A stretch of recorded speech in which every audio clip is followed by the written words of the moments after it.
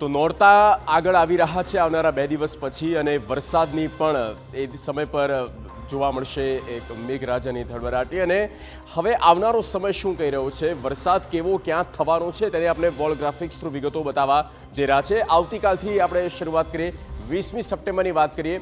20મી સપ્ટેમ્બરનો આ ગુજરાતનો નકશો મેં આપને બતાવી રહ્યા છે અને આ નકશામાં તમે જુઓ કે જે બાકીના જેટલા પણ જિલ્લા છે જ્યાં યલો એલર્ટ અપાયું છે તેમાં આખો દક્ષિણ ગુજરાતનો પટ્ટો છે। દક્ષિણ ગુજરાતથી લઈને આ તરફ પૂર્વ, મધ્ય અને મધ્ય પછી આ તરફ સૌરાષ્ટ્ર તમામે તમામ જગ્યા પર યલો એલર્ટ આપવામાં આવ્યું છે।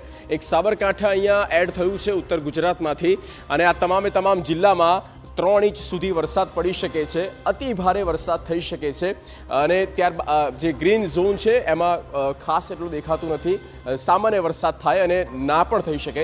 21મી સપ્ટેમ્બરની વાત કરીએ તો આ જ પ્રકારનું ફોરકાસ્ટ હવામાન વિભાગનું છે।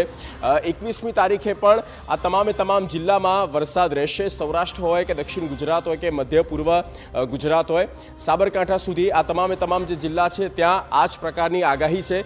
22મી સપ્ટેમ્બરની પણ વાત કરી લઈએ તો 2 દિવસ બાદ 22મી સપ્ટેમ્બરે પણ આ સેમ ફોરકાસ્ટ છે અને આ દિવસોમાં આ તમામે તમામ જગ્યા પર અતિ ભારે વરસાદ થઈ શકે છે। 3 દિવસનું આ અનુમાન છે।